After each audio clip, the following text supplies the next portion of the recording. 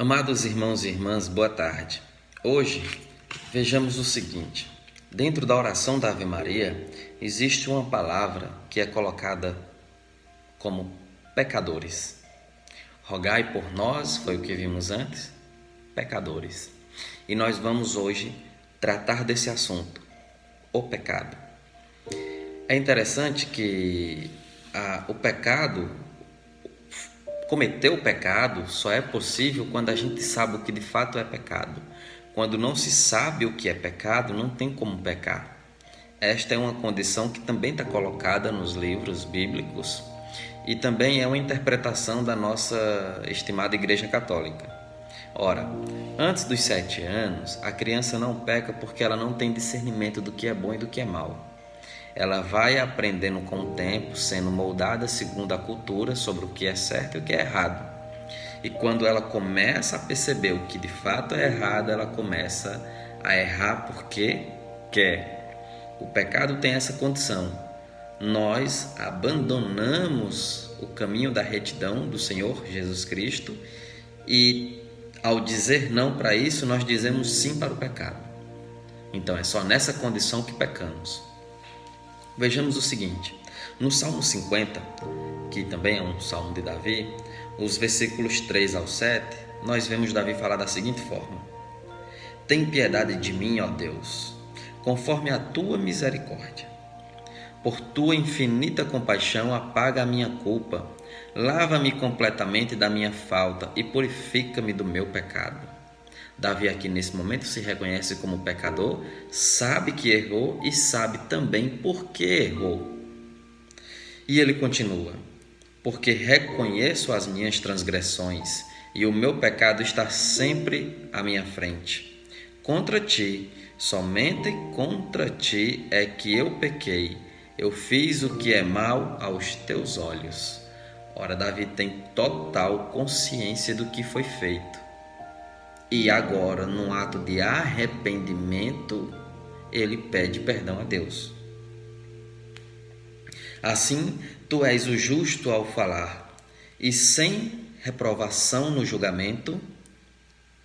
Eis que eu nasci na iniquidade, e minha mãe me concebeu no pecado. Davi tem um reconhecimento de que o pecado até o presente momento aqui veio por Adão. E é aqui também, como esse reconhecimento das falhas humanas, que Davi, ao longo, não só nesse salmo, mas durante outras reflexões que ele vem fazendo em outros salmos, e sobre o seu testemunho, é que Deus promete a Davi, da sua casa, a descendência da salvação. Vejamos o seguinte. Nesse pequeno salmo aqui, nessa pequena parte que lemos sobre o salmo, a pessoa que se sente culpada suplica misericórdia e piedade e aguarda o justo julgamento de Deus. Ao arrepender-se, o fiel reconhece que apenas Deus é fiel. O perdão divino é a oportunidade que o fiel tem de retomar a proposta da aliança.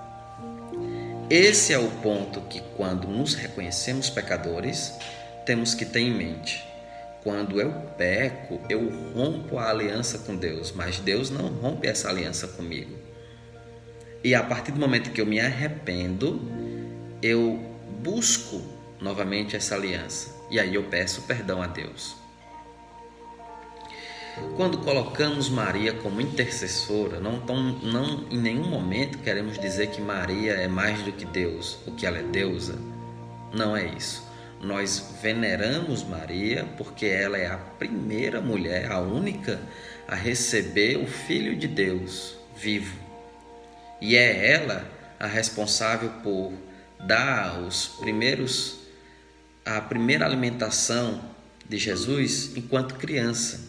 Todos sabemos que um ser humano, quando nasce, precisa do leite materno, precisa do aconchego familiar de sua mãe e de seu pai, para que ele possa, dentro do vínculo familiar, crescer e prosperar como uma árvore que dá frutos.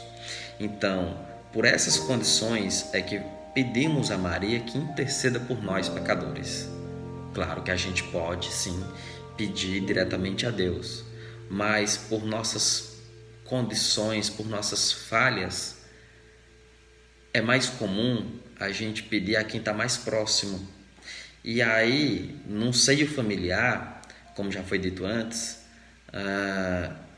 pedir alguma coisa à mãe é sempre mais fácil do que pedir direto ao pai. Não é assim nas nossas casas?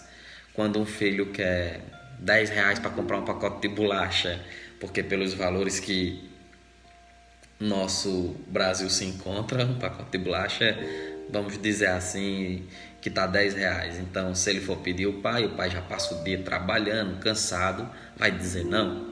Mas ele diz: mãe, fala com o pai para me dar R$ 10 para eu poder comprar um pacote de bolacha. E aí, com jeitinho, ela vai lá, fala com o pai e o pai diz sim.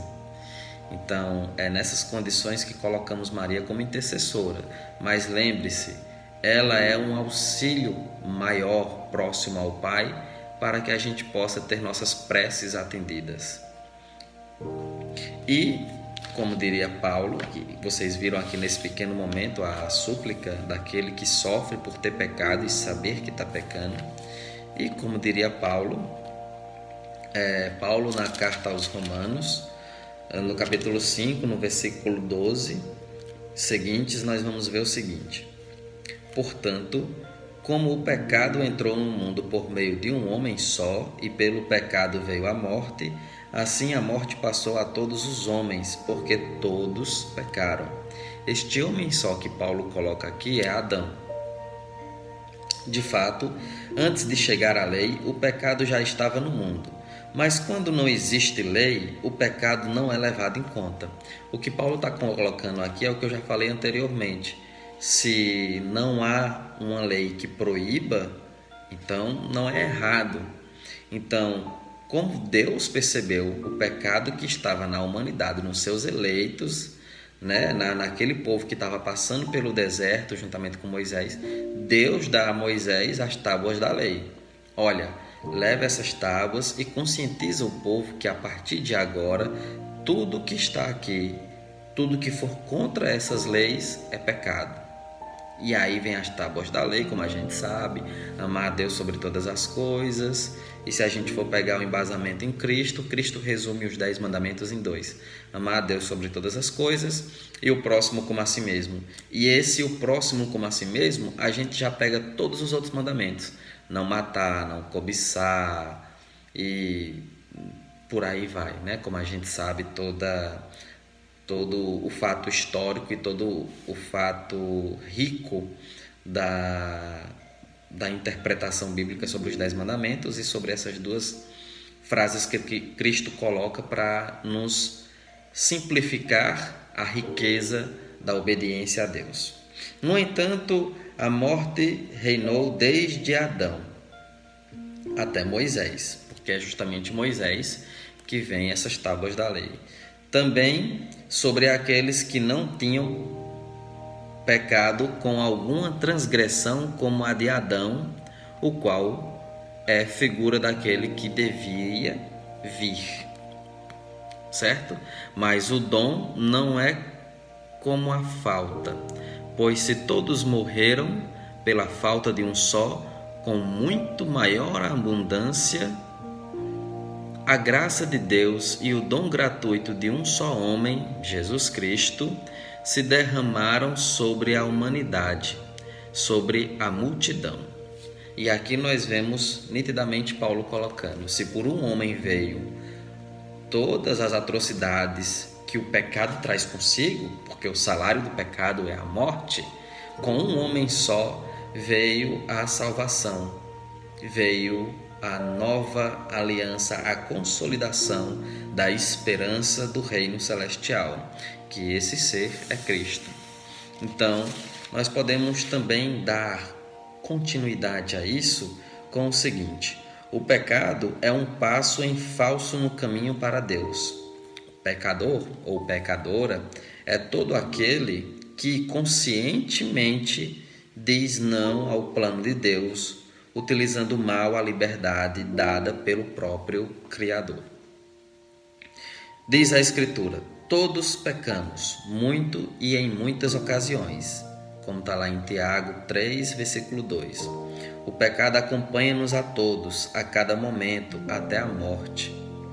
E é com Maria, a escolhida de Deus, a eleita de Deus, que pedimos para que essa intercessão sobre nós, pecadores, seja consolidada e seja também, podemos dizer assim, mais vívida, possa ser mais forte, porque sozinho nós não conseguimos. Nós temos que ter a consciência de que eu não vou para a igreja porque eu posso fazer minha oração em casa e ser muito bem feliz.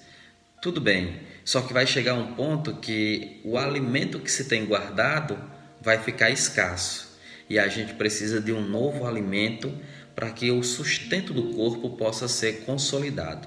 Da mesma forma é a oração.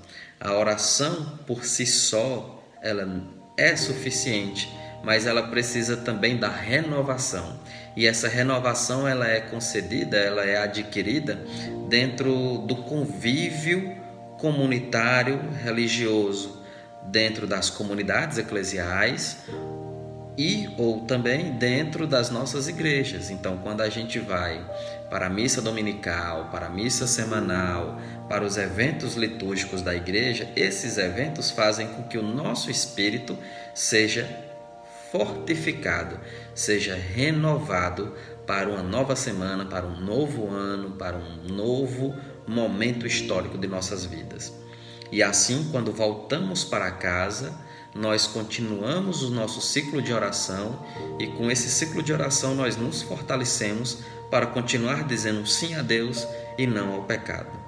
Assim é que percebemos a importância de ter uma igreja que está próxima a nós, de ter uma representação feminina como Maria que intercede junto ao Pai.